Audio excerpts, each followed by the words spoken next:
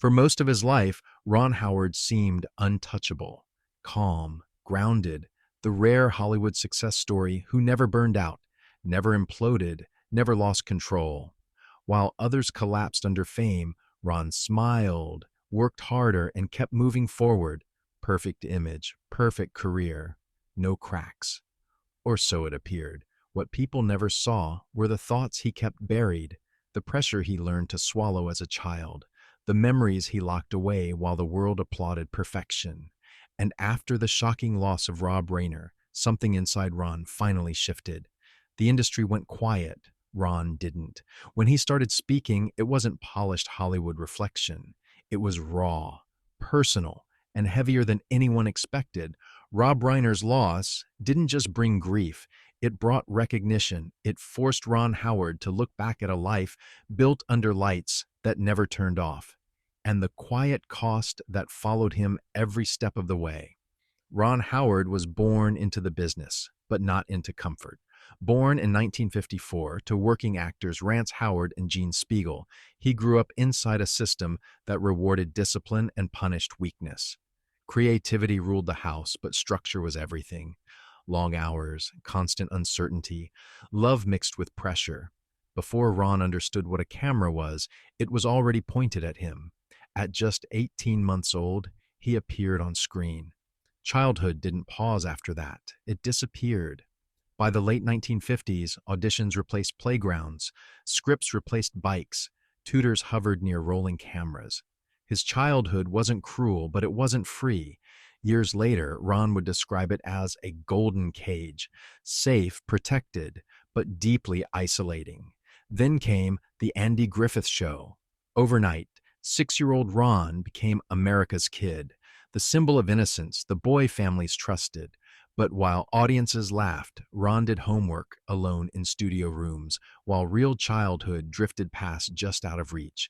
Fame felt warm from a distance. Up close, it was cold. His father tried to protect him with one rule that shaped everything. Never act cute. Act honest. That lesson stuck, but it didn't erase the cost. Ron belonged to everyone, yet never fully to himself. At the same time, Rob Reiner was growing up inside the same machine. Different personality, same pressure, same weight of being watched, same truth both would only fully understand decades later. When the cameras shut off, the anxiety didn't disappear. It stacked up. When Andy Griffith ended, Ron was just 14, but he had already lived 8 seasons inside a world that wasn't real. School was split between classrooms and sound stages. Friends were adults. Stability came wrapped in isolation. There was a moment during The Music Man when 8-year-old Ron froze during a dance scene and whispered, "I can't do it." The crew quietly worked around him. The audience never knew. That pattern followed him for years. Confidence on screen, pressure off it, those anxieties never left. Ron just learned how to hide them behind a calm smile people trusted. While others exploded, he observed. While Rob Reiner was loud and bold, Ron became measured and quiet. Different styles, same fire underneath. Then came Happy Days. At 19, Ron became America's favorite kid again. Richie Cunningham was polite, loyal, safe. Audiences loved it. But the role locked him in place. While the world changed around him, Richie stayed frozen in nostalgia. Ron felt himself disappearing behind the character. He asked for one thing, a storyline touching the Vietnam War, something real, something honest. The answer was no. That rejection didn't explode. It sank. Ron realized if he stayed in front of the camera, he would never own his voice. So he stepped behind it, not out of passion, but necessity. Directing wasn't a dream, it was an escape route. When Roger Corman offered him the chance to direct after starring in Eat My Dust, Ron took it. The gamble paid off. Grand Theft Auto became a surprise hit. Control felt intoxicating. For the first time, Ron felt real agency. Acting never gave him that. Directing did. The hits followed. Night Shift, Splash, Cocoon, Parenthood. Each success raised expectations. Studios trusted him completely. That trust turned into pressure that never left. By the early 90s, Ron Howard wasn't just successful, he was carrying everything. Apollo 13 pushed him to the edge, obsession with accuracy, endless hours, months of exhaustion. One morning, his body shut down. The crew waited. When Ron returned, they wore shirts reading Mission Control. Their way of saying, "We see you." That moment stayed with him. Perfection had crossed into danger, and Rob Reiner understood that feeling better than anyone. Even before Rob's passing, Ron was already carrying heartbreak.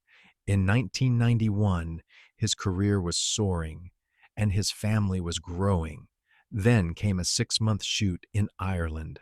Ron convinced himself the sacrifice made sense. When he returned home, his daughter didn't recognize him. That moment shattered something deep. He promised himself it would never happen again.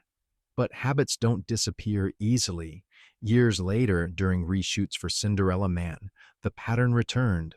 Long absences, missed moments, guilt followed close behind. Ron finally confronted a belief planted in childhood that he had to say yes, had to overdeliver, had to earn his place every single time. In 2025, standing beside his wife Cheryl on their 50th anniversary, Ron said something that stunned people listening. He would trade every award, every film, every accolade just to get back the time he lost with his children. No polish, just truth. That's why Rob Reiner's story hit so hard. Rob wasn't just a peer, he was a mirror. Loud where Ron was quiet, bold where Ron was careful, driven by the same hunger for meaning. When Ron spoke after Rob's passing, his voice cracked. He didn't talk about movies. He talked about love, family, and how fast everything can change. That reflection deepened as Ron faced another fear he couldn't control. His brother Clint, the one person who truly understood, growing up under studio lights.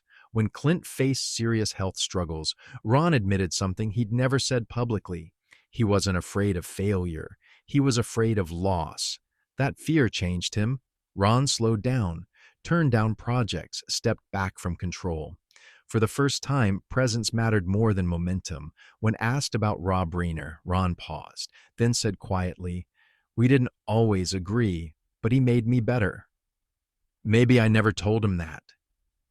That line carried everything. Two storytellers walking parallel paths, never colliding, never fully closing the distance. Respect mixed with rivalry. Admiration mixed with silence. Rob's fire challenged Ron's restraint. Ron's calm tempered Rob's intensity. They were mirrors. By early 2026, headlines moved on. Ron didn't. Friends say he's been writing quietly. Not a blockbuster, something personal. About two creators chasing the same truth in different languages. A conversation they never finished. Legacy, Ron now believes, isn't perfection, it's connection.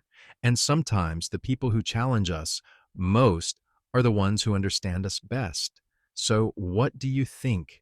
Was it rivalry, reflection, or something unresolved that pushed them both forward?